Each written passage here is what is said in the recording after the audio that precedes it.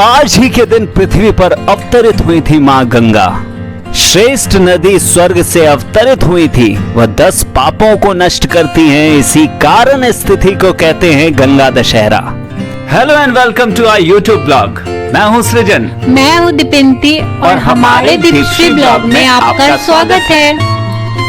तो आज है गंगा दशहरा और हम आए हैं पटना सिटी के कंगन घाट पर, क्योंकि यही वो घाट है जो हमारे घर के सबसे ज्यादा नजदीक है और गंगा माँ की पूजा हम इसी घाट पर करते हैं। हम सनातनियों का मानना है कि इस दिन पवित्र नदी गंगा स्वर्ग से पृथ्वी पर अवतरित हुई थी।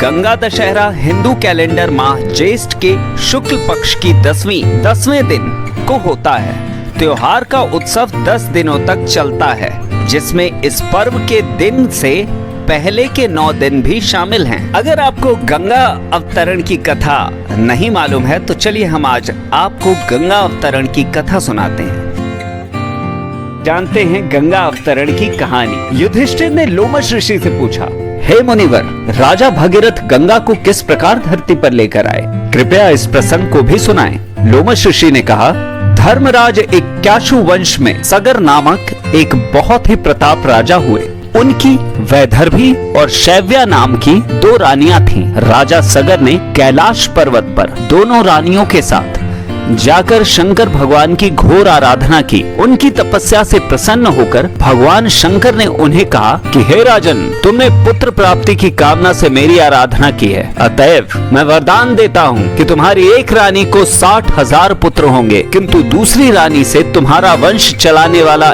एक ही संतान होगा। इतना कहकर शंकर भगवान अंतर्ध्यान हो गए। समय बीतने पर शैव्या ने असमंजस नामक एक अत्यंत रूपवान पुत्र को जन्म दिया और वैदर्भी के गर्भ से एक तुम्बी उत्पन्न हुई, जिसे फोड़ने पर 60,000 पुत्र निकले। काल चक्र बीतता गया और असमंजस का अंशुमान नामक पुत्र उत्पन्न हुआ। असमंजस अत्यंत दुष्ट प्रकृति का था, इसलिए राजा सगर ने उसे अपने देश से निष्कासित कर दिया। फिर एक बार राजा सगर ने अश्वमेघ यज्ञ करने की दीक्षा ली। अश्वमेघ यज्ञ का श्याम कर्ण घोड़ा छोड़ दिया गया और उसके पीछे पीछे राजा सगर के 60,000 पुत्र अपनी विशाल सेना के साथ चलने लगे। सगर के इस अश्वमेघ यज्ञ से भयभीत होकर देवराज इंद्र ने अवसर पाकर उस घोड़े को चुरा लिया और उसे ले जाकर कपिल मुनि के आश्रम में बांध दिया। उस समय कपिल मुनि ध्यान में लीन थे, अतः उन्हें इस बात का पता ही नहीं चला।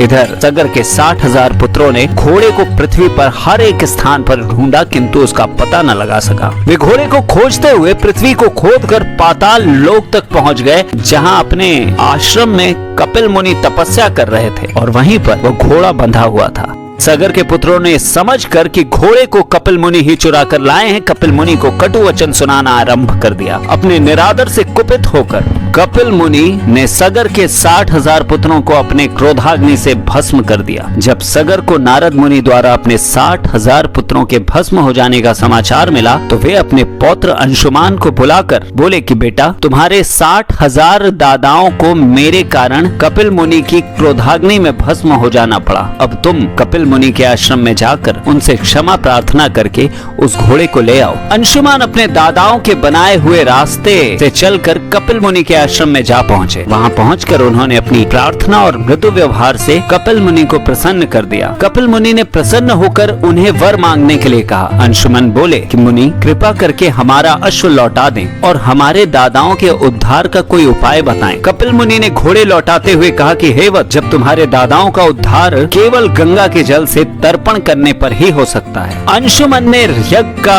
अश्व लाकर सगर का अश्वमेघ यज्ञ पूर्ण करा दिया। यज्ञ पूर्ण होने पर राजा सगर अंशुमन को राज्य सौंपकर गंगा को स्वर्ग से पृथ्वी पर लाने के उद्देश्य से तपस्या करने के लिए उत्तराखंड चले गए और इस प्रकार तपस्या करते करते उनका स्वर्गवास हो गया। अंशुमान के पुत्र का नाम दिलीप था। दिलीप के बड़े होने पर अंशुमान भी दिलीप को राज्य सौंपकर गंगा को स्वर्ग से पृथ्वी पर लाने के उद्देश्य से तपस्या करने के लिए उत्तराखंड चले गए, किंतु वे भी गंगा को स्वर्ग से पृथ्वी पर लाने में सफल न हो सके। दिलीप के पुत्र का नाम भगीरथ था। भगीरथ के बड़े होने पर दिलीप ने अपने पूर्वजों का अनुगमन किया, किंतु गंगा को लाने में उन्हें भी असफलता ही हाथ आई। अंततः भगीरथ की तपस्या से गंगा प्रसन्न हुई और उन्हें वरदान मांगने के लिए कहा। भगीरथ ने हाथ जोड़कर कहा की माता, मेरे 60,000 पुरखों के उद्धार हेतु आप पृथ्वी पर अवतरित होने की कृपा करें। इस पर गंगा ने कहा, हे वत्स, मैं तुम्हारी बात मानकर पृथ्वी पर अवश्य आऊंगी, किंतु मेरे वेग को भगवान शिव के अतिरिक्त और कोई सहन नहीं कर सकता, इसलिए तुम पहले भगवान शिव को प्रसन्न करो। यह सुनकर भागीरथ भगवान शिव की घोर तपस्या की और उनकी तपस्या से प्रसन्न होकर शिव जी हिमालय के शिखर पर गंगा के वेग को रोकने के लिए खड़े हो गए। गंगा जी स्वर्ग से सीधे शिव जी की जटाओं पर जा गिरी। इसके बाद भगीरथ गंगा को अपने पीछे पीछे अपने पूर्वजों के अस्थियों तक ले आए, जिससे उनका उद्धार हो गया। भगीरथ के पूर्वजों का उद्धार करके गंगा जी सागर में जा गिरी और अगस्त मुनि द्वारा सूखे हुए समुद्र में फिर से जल भर गया। कहते हैं यदि ज्येष्ठ शुक्ल दशमी के दिन मंगलवार रहता हो, वह हस्त नक्षत्र युता तिथि हो, यह सब पापों के हरने वाली होती है। वराह पुराण में लिखा हुआ है कि ज्येष्ठ शुक्ल दशमी बुधवार में हस्त नक्षत्र में श्रेष्ठ नदी स्वर्ग से अवतीर्ण हुई, वह 10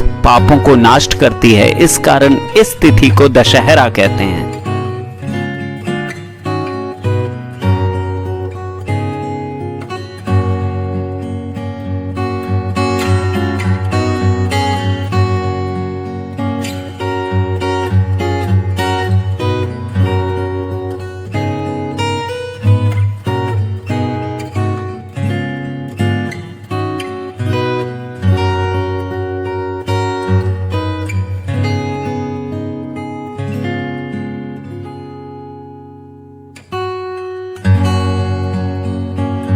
अगर हमारा ब्लॉग आपको अच्छा लगा हो तो हमारे चैनल को लाइक करें, कमेंट करें और सब्सक्राइब करें और हमारे कमेंट में जय माँ गंगे जरूर लिखें। तो मिलते हैं अगले ब्लॉग में किसी अगले लोकेशन पे, तब तक के लिए बाय बाय।